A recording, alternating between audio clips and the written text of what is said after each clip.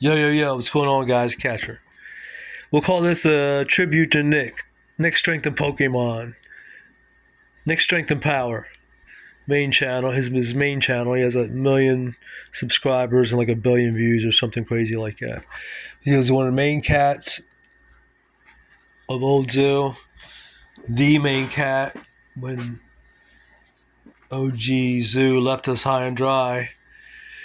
And was the first one to interview Charlie coming in. He was there from the beginning. Like I saw this guy get ripped $500 Nightfall boxes when I was nowhere near buying anything Metazoo. He was like entertaining as hell. I remember seeing him a couple years before that with Next Strength and Power when I was more into strength and conditioning, but didn't do the correlation. At first, I'm like, oh yeah, I remember him, and I couldn't believe he loved Metazoo. Because I just knew the TCGs. But he was, in my opinion, Metazoo's #1 customer.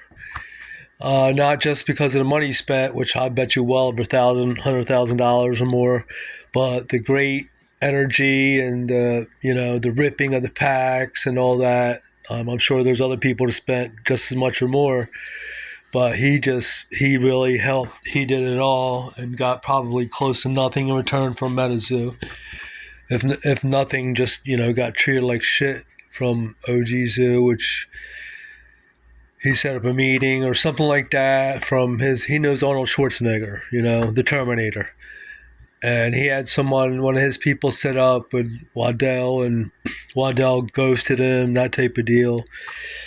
So, he didn't get treated well by OG Zoo. And then, he interviewed Charlie, and I heard that some people, I know that Dan was one of them, that it got offered some type of smaller piece of the pie, piece of ownership in Metazoo. I personally don't know why he would not have been offered that, but I'm pretty sure I asked him and he said no, he didn't. So I think he's made like 3 or 4 or 5 videos since the new zoo got here. And that's, and he loved Metazoo. He even tried to buy Metazoo through the bankruptcy. I mean, this dude loved Metazoo. And in my opinion, was their #1 customer. And I don't know what they're doing, how you let a guy like that go. And like I say, even if Nuzu was great, he'd be still ripping product like crazy. He was he almost brought Metazoo back after a lot of bad stuff was going on with the bannings and price dropping and everything being late for like a year. Metazoo was a real negative place right when Native was about to hit, and when Topps Chrome hit out of nowhere, and he went just berserko on it. I mean, he was going from I think maybe state to state, at least county to county, all these different places to pick up Topps Chrome for 3 months straight. It was such a revival, such a great energy boost for Metazoo. If they could have just rode the coattails of what he did for them for 3 months, But that's a whole different story. But the point of it is I think he's Metazoo's #1 customer.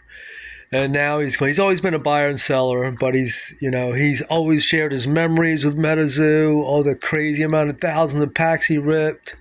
And now he's selling his memories, And this is one of his memories he pulled with his friends, and it's kind of gut-wrenching and heartbreaking to have these, but I'd rather have them than someone else have them. That's really hard to pull. And he's from the Loveland, Ohio area, and that's how he got into Metazoo, was the Loveland Frogman.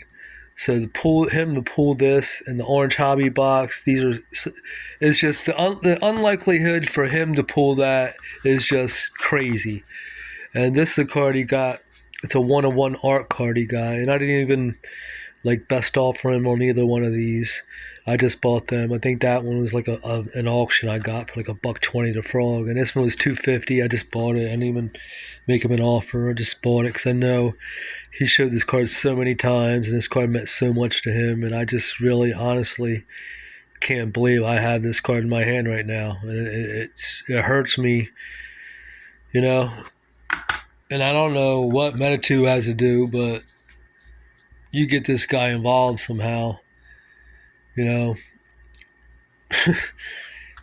And like I said, if you're making a great product and just get him the product, and hopefully he loves it. And like I said, he's always been a buying customer. He doesn't get freebies.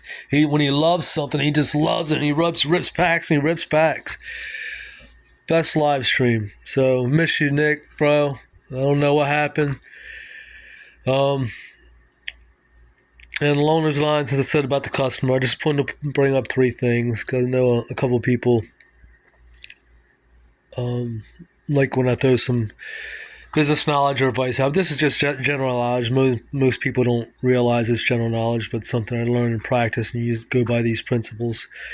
There's three ways to raise your sales.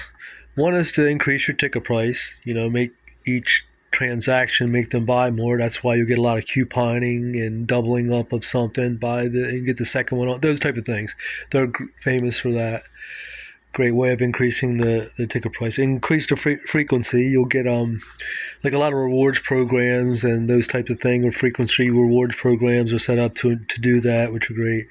But the number one grail, which is really the number one, is new customer acquisition. And customers are so freaking valuable to a business. Your employees are the most valuable, because if you don't take care of your employees, they're not going to take care of your customers. But to not know your customers is just insanity. And this is, in my opinion, Metazoo's best customers.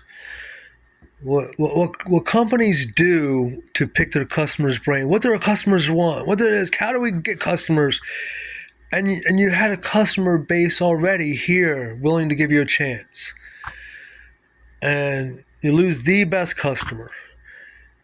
And I just, the Meta2's done some good things. I just think keep on getting better. Keep on getting better. Make this product great. Make us love your product. Talk to this guy. Get a hold of this guy. Much love to you, Nick. Sorry to see you go. Much love, y'all. Peace.